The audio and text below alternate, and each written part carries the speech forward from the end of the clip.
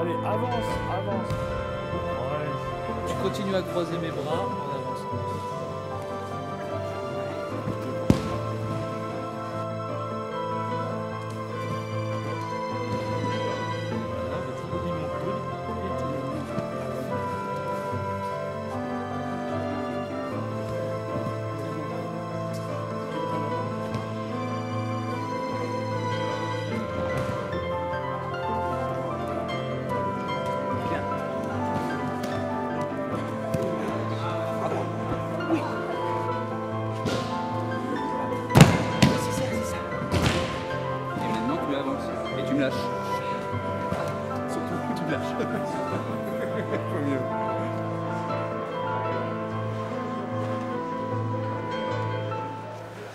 C'est pas facile pour un élève de comprendre que finalement, il ne va pas recevoir véritablement d'aide extérieure et que l'essentiel de ses découvertes, c'est lui qui va être obligé de les faire. Moi, j'enseigne l'aïkido comme on me l'a appris en fin de compte. Enfin, j'essaye. Le plus dur pour un enseignant, c'est de ne pas inventer des choses. Il faut essayer d'employer des mots simples et compréhensibles de tous. En cueillant une fleur, vous déplacez le poids sur la jambe devant et il suffit de pousser sur la jambe derrière. Donc le principe de cueillir une fleur. Tu viens ramasser une fleur, tu coupes, d'accord? On emploie des mots, des exemples, des métaphores, mais en noyant un petit peu l'élève, on lui fait faire plus que lui faire comprendre. D'accord? On recommence? Alors je t'attrape. Je viens en étranglement. Tu te libères. Tu passes ta main derrière. Voilà. L'idée, c'est que le pratiquant, l'élève, s'émerveille de ce qu'il fait à son insu quasiment. Regarde, je viens comme ça. Tout simplement. Parce qu'il sait bien qu'il y a des blocages, il le sent bien. Et en le guidant, tout simplement, il se rend compte que c'est simple. Mais on sait bien que tout ce qui est simple est parfois compliqué.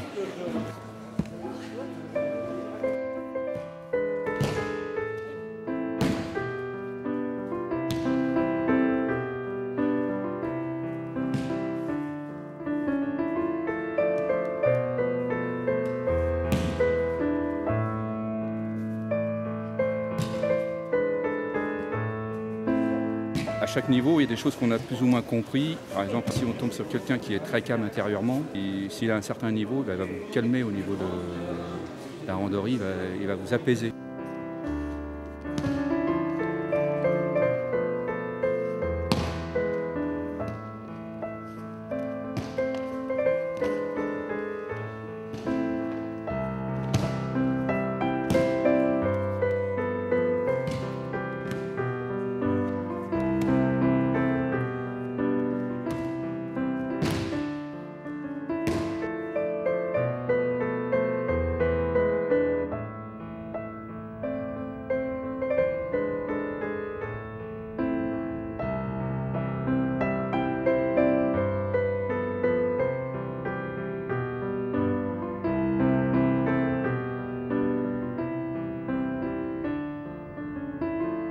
C'est le problème du débutant.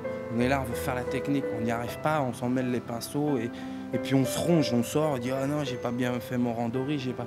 Et puis c'est pas ça. Enfin pour moi c'est pas ça. Il faut faire les mouvements. On le fait une fois, on sait le faire 100 fois, on le fait 1000 fois, on sait le faire 1000 fois. Donc il n'y a pas de but à atteindre. Il faut travailler, c'est tout.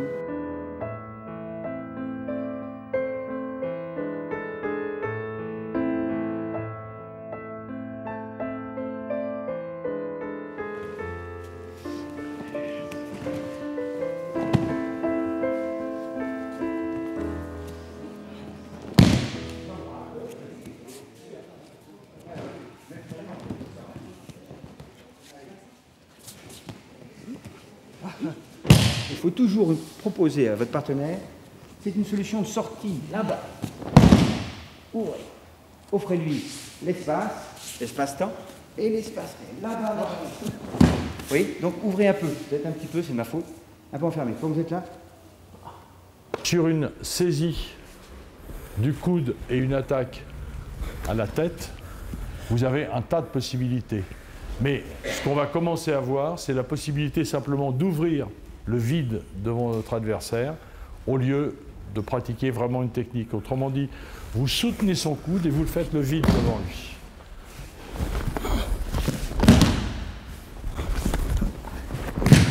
Ralenti, contrôlez le coude, ouvrez largement un gouffre devant votre adversaire. L'aspect le plus difficile dans l'aïkido, c'est l'utilisation de la force. Parce que quand moi je viens de commencer et comme j'avais fait un sport de combat avant aussi, c'est difficile de ne pas utiliser la force. On va croire que c'est un combat de lutte. Là, c'est un combat de lutte. Mouvement là. Prendre la force de l'adversaire, la fluidité des gestes, des mouvements et tout, c'est ça la difficulté.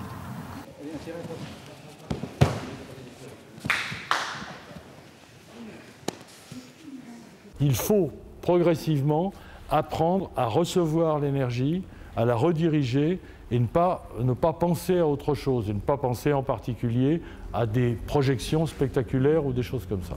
Il n'est pas un robot, c'est un être pensant, conscient, et cet être conscient, quand il attaque, il est capable, par exemple, stop. Oui. Bien, rassurez-vous, dans la réalité, c'est pareil.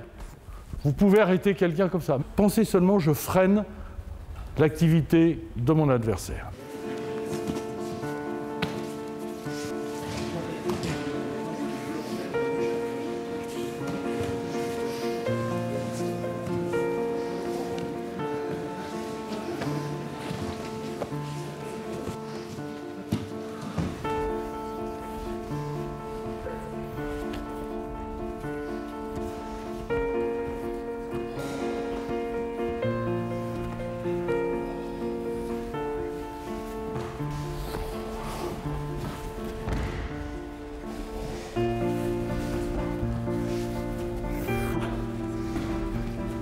C'est affreux, hein?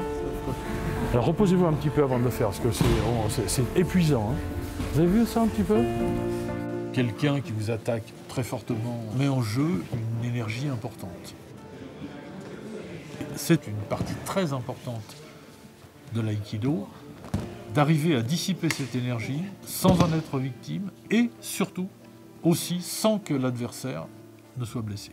Si on aborde un adversaire potentiel en souhaitant le protéger, en souhaitant éviter de lui faire du mal, et si c'est véritablement une attitude qu'on arrive à maintenir pendant toute la rencontre, là, on a une petite chance de pratiquer l'aïkido, et on a une petite chance, au lieu d'avoir un ennemi encore plus mortel qu'avant, éventuellement de se faire un ami. C'est vraiment vouloir rendre service à votre partenaire. Quand je rends service, c'est rien de manichéen, d'altruisme, c'est vraiment « Ah, il veut ça, pas de problème, j'en ai plein. J'ai plein d'Iremi Naguet dans les poches, là, qui me dit, viens, il y en a pas. » Donc, soyez généreux. Oui? Allez, tous les deux. Le meilleur arme dans l'aïkidoka, c'est le miroir, pour que les autres se contemplent dedans et voient que c'est inutile de venir vous agresser. Pour moi, le seul moment où on peut parler d'ennemi, c'est quand on parle de soi-même. Le seul ennemi que l'on ait vraiment, c'est soi-même.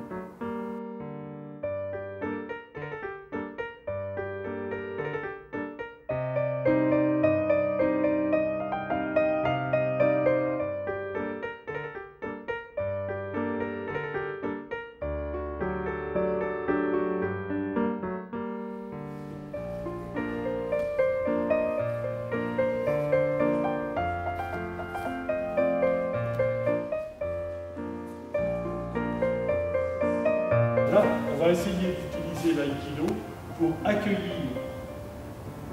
l'adversaire qui va cesser d'être un adversaire, qui va être comme un invité.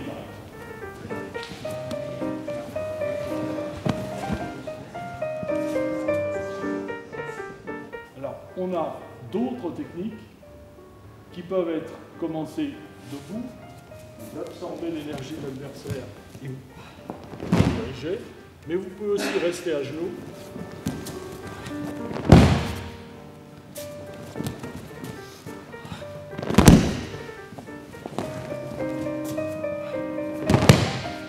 Ces techniques s'appellent Hanmi Andachi Waza.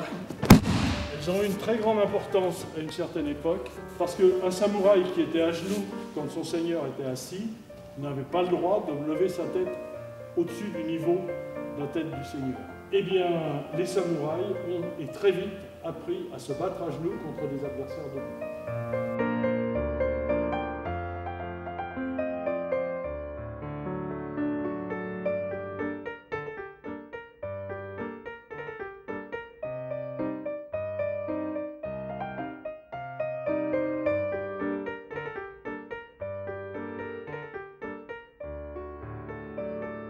Cette notion d'ouvrir la porte tout grand à une attaque, à quelqu'un qui arrive, non seulement pour éviter son attaque, mais aussi pour avoir l'impression de le libérer. Saisi du coude, par exemple, et Yokomen, on accueille et on aide, mais on a vraiment l'impression qu'on le soutient, vous voyez.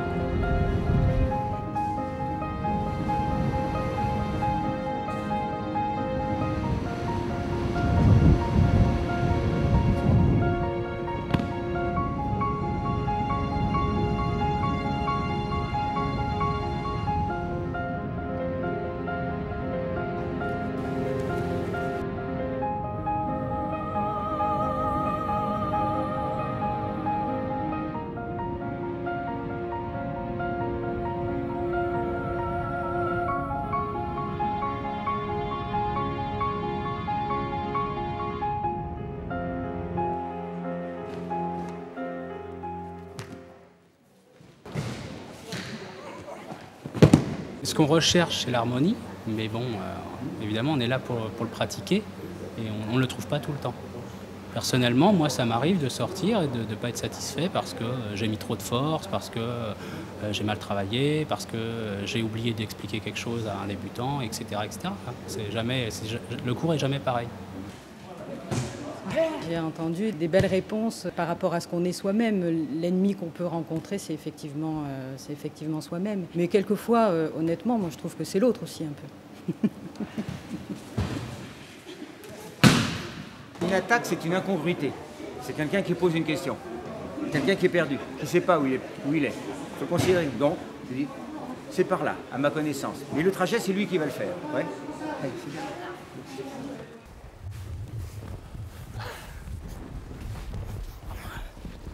Et ne soyez pas trop directif, surtout ce genre de technique très ouverte, vous voyez.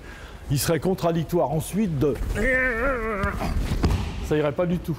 Arriver à vivre en harmonie avec soi-même, alors qu'au départ, aucun d'entre nous n'est véritablement en harmonie avec lui-même, ça, c'est véritablement le résultat d'une lutte. Ce n'est pas parce qu'il n'y a pas de compétition artificielle qu'il n'y a pas une lutte profonde, une lutte contre soi-même ou sur soi-même.